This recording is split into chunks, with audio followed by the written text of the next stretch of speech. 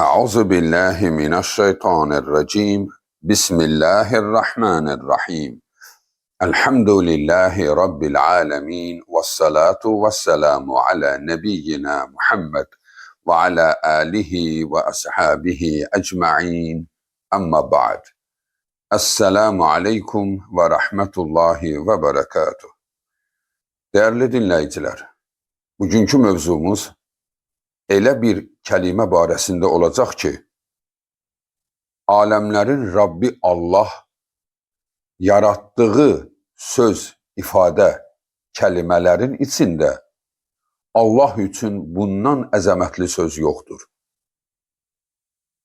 Bəli, o, La ilahə illallah kəliməsidir.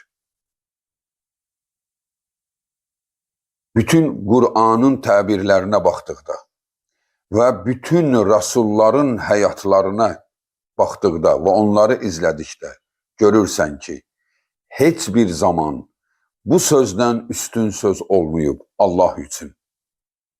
O qədər üstün ki, bu sözün üzərində yaşayıb, dünyasını dəyişərkən bu sözü deyə biləcək insanın bütün günahlarını Allah bağışlayır.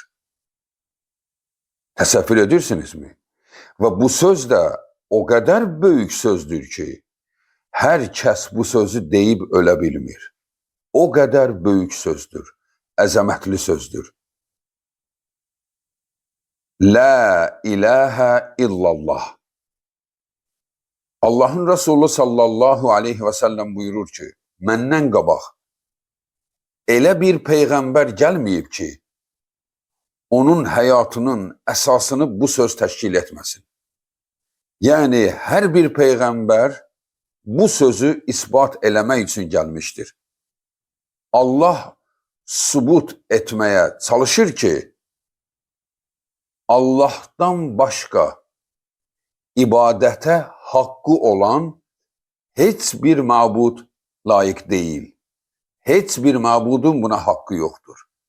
O tək Allahın haqqıdır.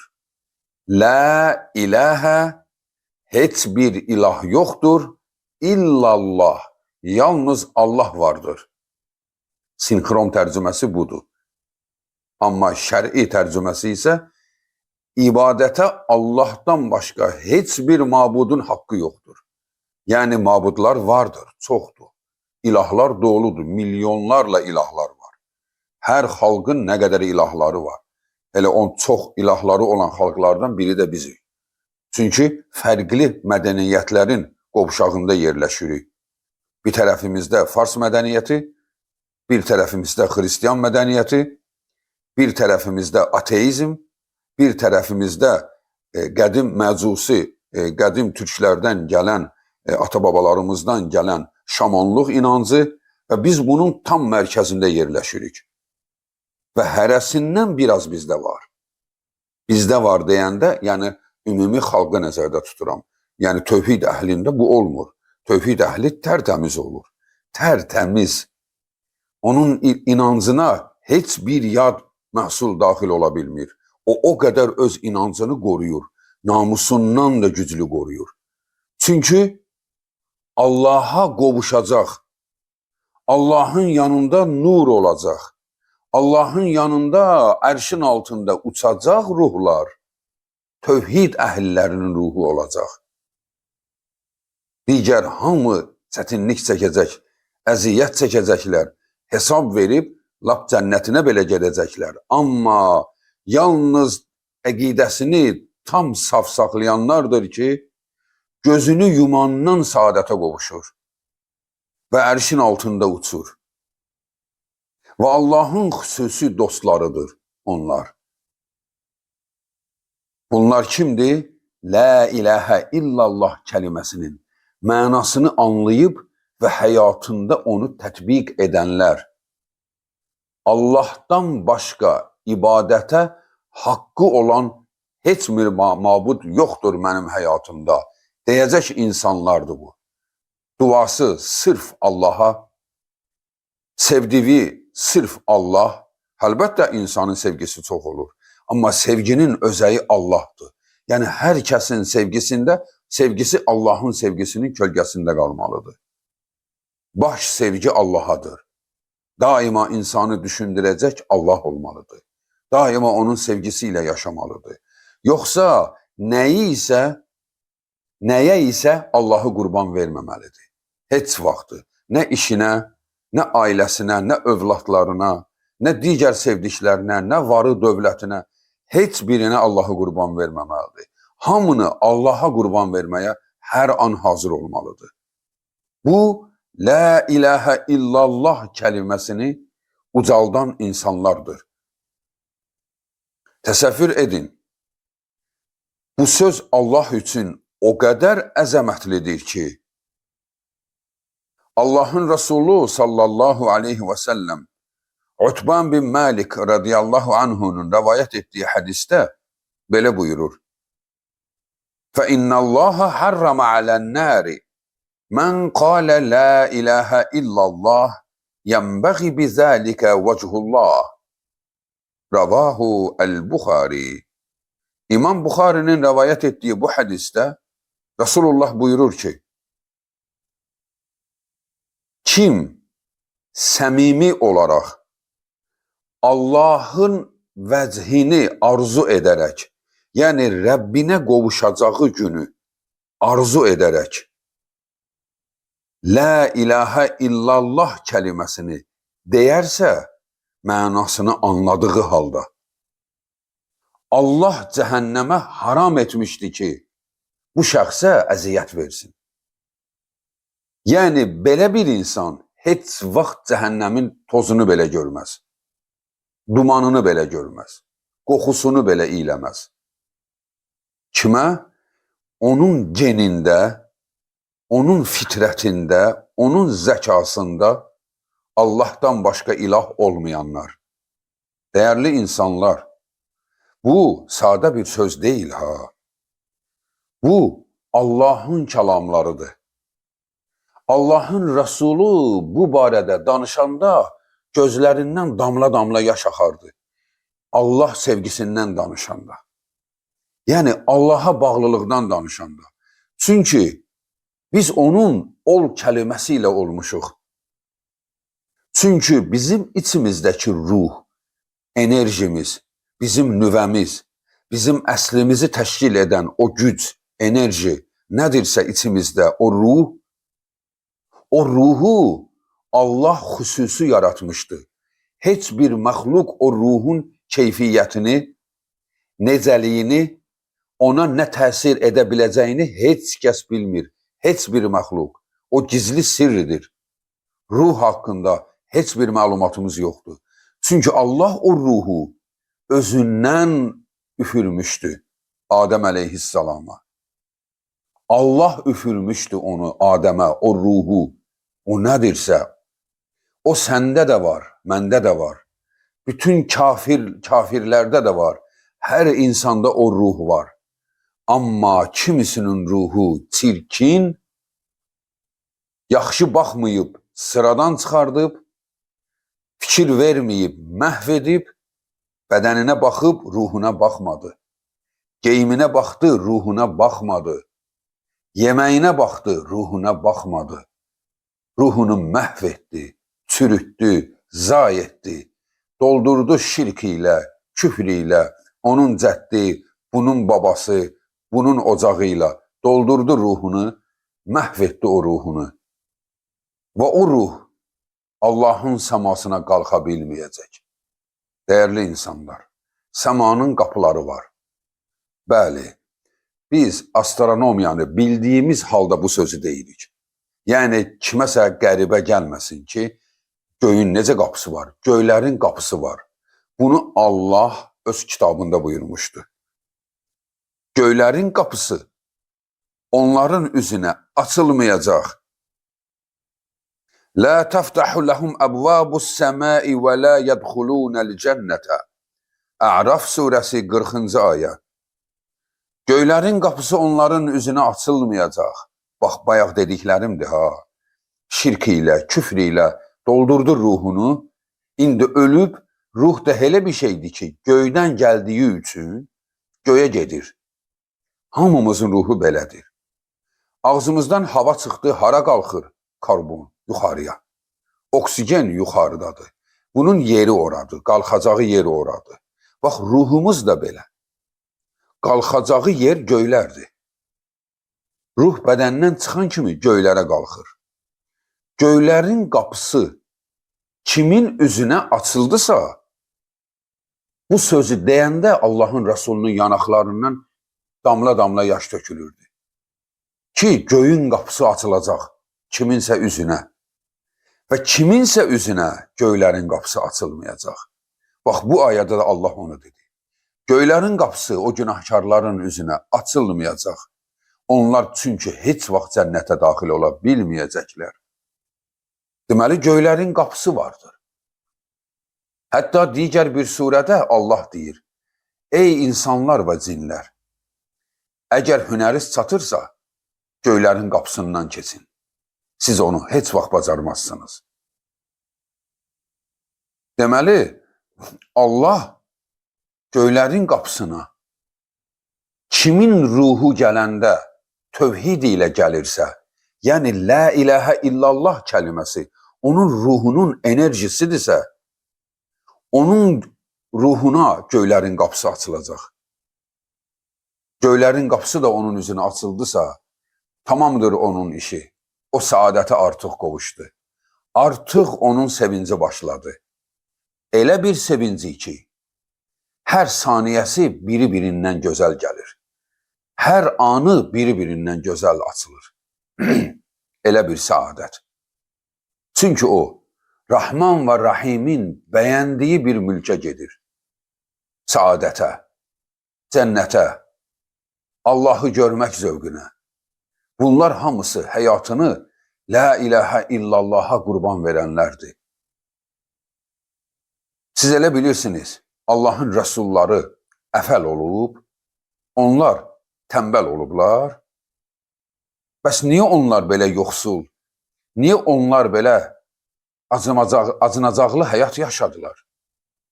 Çünki onlar bir şeyi görmüşdülər ki, onlar bir zövqü görmüşdülər ki, gözləri ilə, yaşamaqla deyil. Onlar ora qovuşmaq üçün hər anlarını qurban verdilər. Yoxsa onlar heç biri əfəl olmuyor.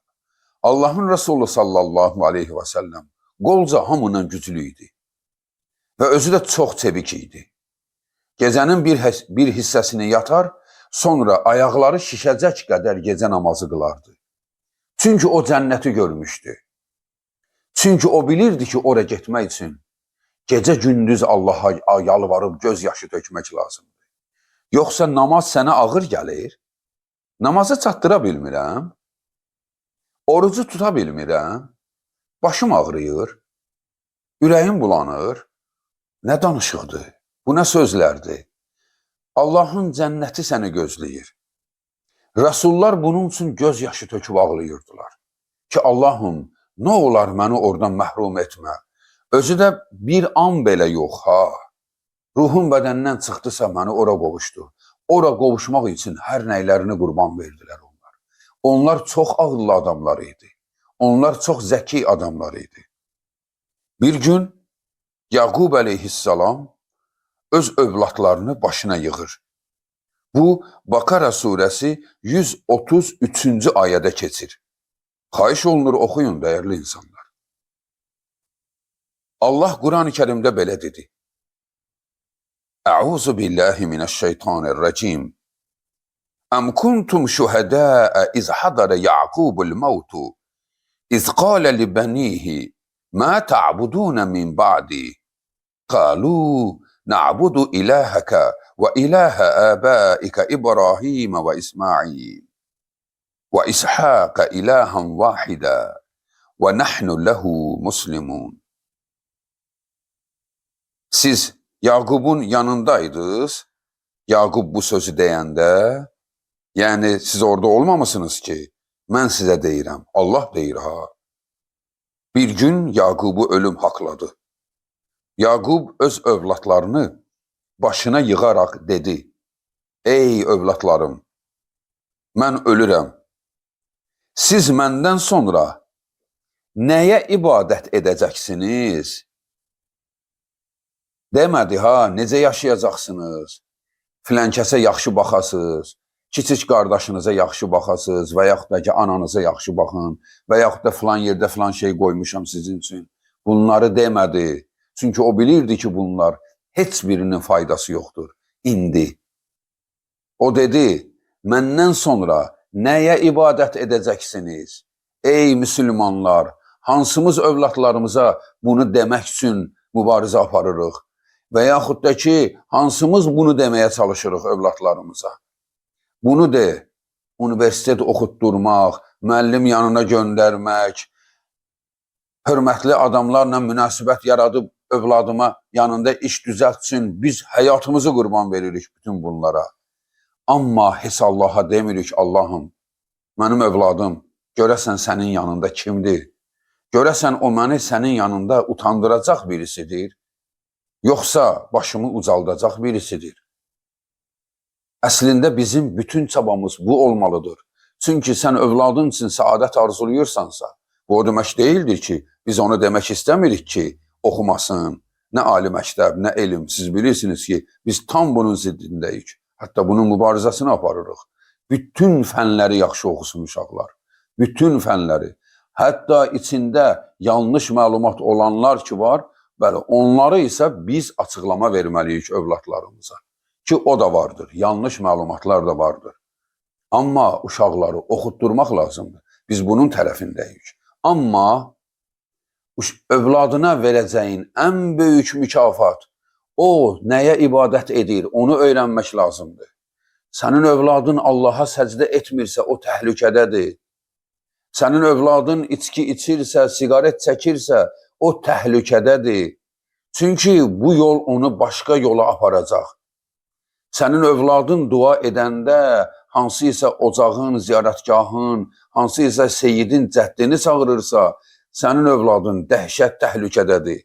O gözünü yuman kimi onu fəlakət bürüyəcək. Sən necə dözərsən ona? Övladını durmadan əzab verirlər. Çünki o Allaha şərik qoşdusa. Yaqub dedi, ey övladlarım, siz məndən sonra nəyə ibadət edəcəksiniz? Onlar dedilər, atacan, əlbəttə ki, biz səndən indi də və səndən sonra da biz sənin və babamız İbrahimin və İsmailin və İshaqın ilahına ibadət edəcəyik. Bəli, onların ilahı kim idi? Allah. Kimdir İsa Peyğəmbərin ilahı? Musa Peyğəmbərin, Muhammed sallallahu aleyhi və səlləmin kimdir ilahları? Allah. Və sənin də ilahın Allah olmalıdır. Ondan başqa heç bir kəsə dua etməməlisən. Heç bir kəsdən yardım gözləməməlisən. Sənin həyatının nüvəsi, həyatının katalizatoru Allah olmalıdır. Allahın sevgisi olmalıdır. Yalnız onun sevgisi ilə yaşamalısan. Bütün sevgilər bizə fəlakət gətirir. Yalnız Allah sevgisidir. Bizə səadət gətirir. Dəyərli insanlar, La ilahə illallah kəliməsi Allahdan başqa ibadətə haqqı olan məbud yoxdur deməkdir. La ilahə illallahı bəzi sufilər kimi gündə 1000 dəfə deməliyəm deyə bir-birinin ardınca elə surətlə deyir ki, heç nə anlaşılmır, özü də heç nə bilmir, ağzı tərpənir, beyni düşünmür bu nə deməkdir. Allaha belə kəlimələr lazım deyil. Bu kəliməni aram ilə, sakitcə, gözəl şəkildə, sakit durub da deyə-deyə düşünmək lazımdır. Düşünmək lazımdır ki, mənim ehtiyacım var. Mənim bu ehtiyacımı Allahdan başqası həll edə bilməz. Bax, budur La ilahə illallah. Mənim övladım olmur. Əlbəttə ki, həkimə getməliyəm. Amma mənə övladı verəcək, o ruhu göydən göndərəcək Allahdır, həkim deyil. Bax, bunu bilmək lazımdır. Həkimə gedib də bilmək lazımdır ki, o həkimin əli ilə Allah sənə şəfa verir. Göydən övlad göndərilir, belə övlad olaraq gəlmir. Göydən onun əmri gəlir. Yerdə həkim var.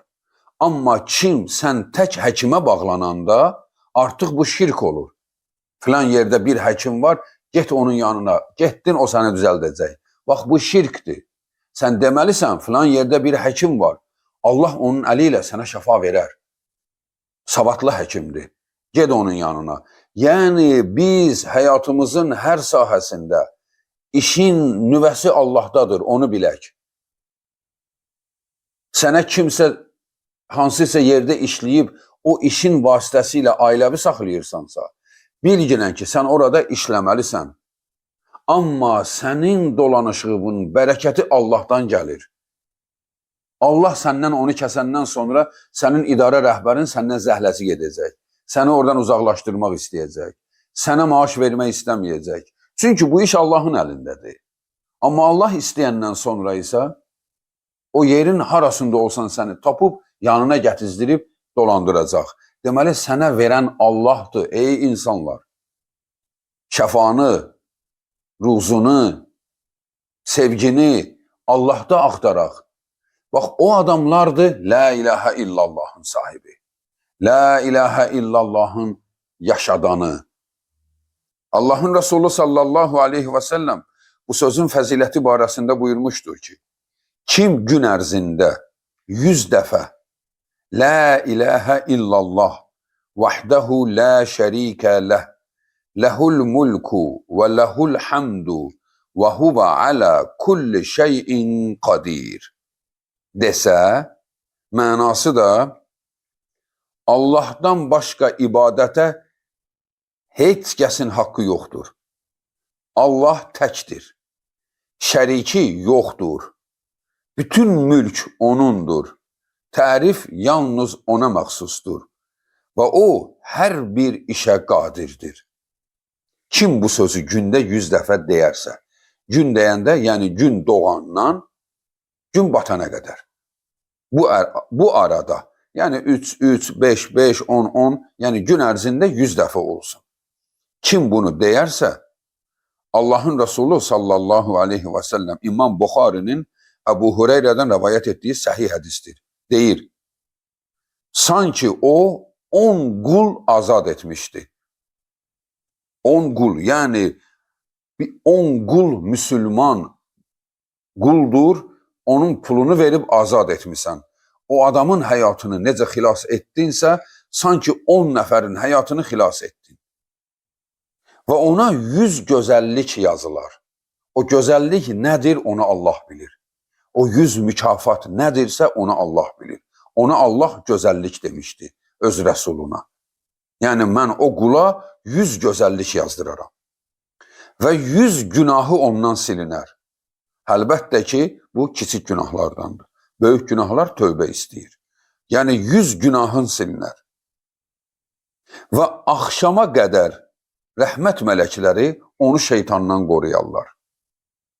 Və qiyamət günü Allahın yanına ən böyük mükafatla gələrlər. Ən böyük mükafat. Kimdir bu? Dağlar boyda mükafatla gəlir. Deyərlər, bunun o yükünün içində, bunun o mükafatlarının içində La ilahə illallah çoxdur. Budur onun həcmi, böyüklüyü. Bax, gündə bu zikri, dəyərli insanlar, unutmayın. Bu zikri edin. Bu zikir səhih sənədlər ilə rəvayət olunmuşdur. Gün ərzində 100 dəfə deyin bunu. Və bunu deyərkən, düşünə-düşünə de. Eybi yox, yol gedə-gedə de. İş görərkən de. Bunlar icazəlidir. Amma deyərkən, beynin bu sözə kilitlənsin. Onsuz iş belə bir prinsipdir ki, işi bir dəfə gözünün önünə qoyduğun, beynə proqramı verdiyin, bu şərti refleks olaraq əl o işi görəcək. Misal üçün, ustadır, rəng vurur, qadındır, qab yuyur. Nəsə, yəni bu bir işlə məşğuldur, zaten beynə onu kilitlədin, beyin onu şərti refleks olaraq o işi beyin görəcək. Amma bu zikri isə şərti refleksə bağlama. Çünki bax, bəziləri burada xəta edir. Ən çox sufilər. Bax, burada xəta edirlər. Zikri kilitləyir beynə, yəni bir dəfə deyir La ilahə illallah, La ilahe illallah kilitleyir beynine. Ondan sonra bu sözü deyir, başlayır işin görmeye. Ya üzr istəyirəm. İşini beynine kilitleyir, işini. Beynine kilitleyir. Ondan sonra başlayır bu sözü demeye. Refleks kimi. Bu sözü refleks olarak deyir. Yox, bu sözü refleks kimi demək lazım deyil. Yəni deyirəm, başa düşmürəm nə deyirəm, amma dil deyir, hele Allah Allah deyir. Belə lazım deyil. Nə dediğini anlamaq lazımdır. Sən işi bağla. İşi bağla, qoy elə beynin özü o işi görsün. Beyin o işi görəcək refleks olarak. Amma sənin beynin konkret bu sözün mənası barəsində düşünsün. Hiss et bu sözü. Yaşa bu sözü. Deyərkən gözümün qabağına gətir. Mənim ehtiyaclarım var. Deməli bunları da Allah eləyəcək. Xəstəyəm. Allah şəfa verəcək mənə. Yol çıxıram. Allah bu işimi səhmana salacaq. Və nə də baş versə de. Hele ən xeyirlisi bu imiş. Hökmən deyil ki, sənin istədiyin olsun. Sən nə bilirsən ki, sənin istədiyin, sənin gələcəyin üçün nə rol oynayacaq? Allah ən gözəlini bilir. Təslim ol Allaha. Değerli insanlar, bu sözler böyük sözlerdir. Allah'ın ve Resulünün sözleridir. Ve bunu La ilahe illallahı hayatımızda yaşayaq. Hayatımızda. Allah'ın Resulü sallallahu aleyhi ve sellem buyurur ki, Ma qâle abdun la ilahe illallahu qattun muhlisan illa futihat lehu ebvâbus semâi hatta tafida ilel arş ma ictenebel kebair. Ravahu et-Tirmizi. İmam Tirmizi'nin rivayet ettiği bu hadiste Allah'ın Resulü buyurur ki, kim ihlas ile saf, temiz mənasını anlaya La ilahe illallah kelimesini deyərsə, göğün qapıları onun üzünə açılar. Ərşə qədər yüksələr. Amma bu şərti ilə böyük günahlardan çəkinsə, böyük günahlardan çəkinmək lazımdır. Çünkü günahlar bizim savablarımızı əridir. Böyük günahlar. Nədir? Allaha şərik qoşmaq, zina etmək, kreditə pul götürmək, cadugərlərə, falsılara inanmaq, namuslu qadına böhtan atmaq. Bunlar ən böyük günahlardır. Bunlardan qaçmaq lazımdır. Bəzi günahlar vardır ki, qaçınılmaz olur, göz bir şeylərə sataşır, qulaq bir söz eşidir, qəzəbli olub dil bir söz deyir, sonra peşimançılıq çəkilir. Yəni, bunların bəziləri bizim həyatımızın bir hissəsidir. Bunun üçün tez-tez üzrxahlıq edib bu işi həll etmək olur. Amma ki, böyük günahlardan çəkinməkdir. Böyük günahlara düşən məhv olar. Və ona görə də, bax bu sözü Allahın Resulü deyir ki, ərşə qədər yüksələr. Ona görə dəyərli insanlar, gəlin gün ərzində bu La ilahe illallah vahdehu la şerike leh, lehul mulku ve lehul hamdu ve huve ala kulli şeyin qadir. Bax bu zikri 100 dəfə deyək. Sən bu zikri de, deyərkən düşünərək de, mənasını anlaya. Allah'ın yanında ümidvarıq ki, ən uca insanlardan ola bilək. Allah bizi ölərkən La ilahe illallah kelimesini deyizdirərək canımızı alsın və həyatımız da La ilahe illallah üzərində qurulsun. Allah qorusun. Vəssalamu aleykum və rəhmətullahi və bərəkatuhu.